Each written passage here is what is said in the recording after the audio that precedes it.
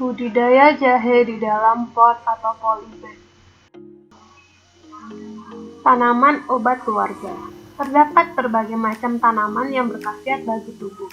Untuk membudidayakan tanaman tersebut ternyata dapat dipermudah dengan menggunakan pot ataupun polybag, sehingga dapat ditanam di pekarangan rumah.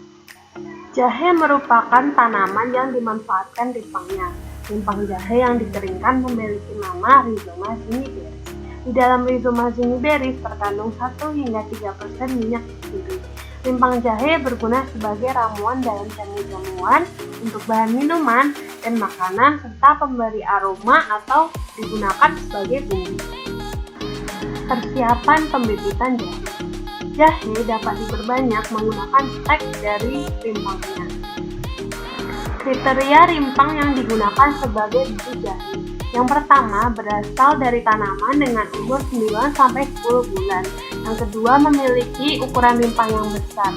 Yang ketiga, berwarna cerah, tekstur yang mulus, dan memiliki 2 hingga 3 mata tunas.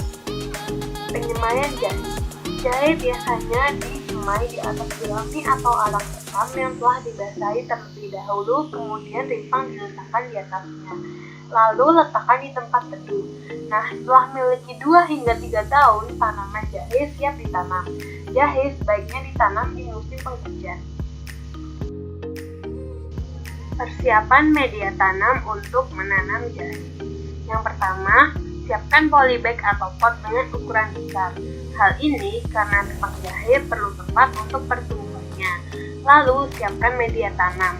Yang digunakan merupakan campuran dari tanah, kompos, dan pasir dengan perbandingan 2:1:1. Penanaman jahe.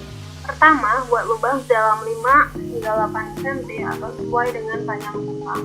Kedua, tanam dengan tunas menghadap ke atas. Jaga kelembapan tanaman dengan penyiraman sehari sekali di pagi atau sore hari. Lalu selama 1 hingga 2 bulan tanaman harus berada di bawah naungan, dan setelahnya dapat dipindahkan ke tempat yang diinginkan. Perawatan dan pemeliharaan tanaman jahe. Perawatan dan pemeliharaan tanaman jahe memerlukan penyiraman, pembubuhan, pemupukan, dan pengendalian hama penyakit.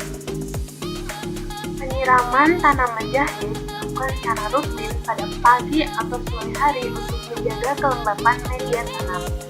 Selanjutnya ada penyiangan. Penyiangan dilakukan ketika gulma mulai tumbuh.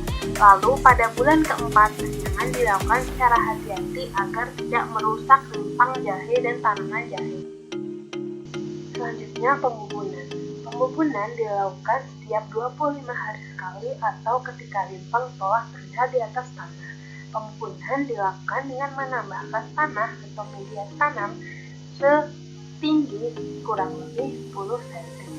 Selanjutnya untuk pemupukan dapat dilakukan menggunakan pupuk kandang atau kompos, dan itu ditambahkan ketika jahe telah memasuki bulan keempat.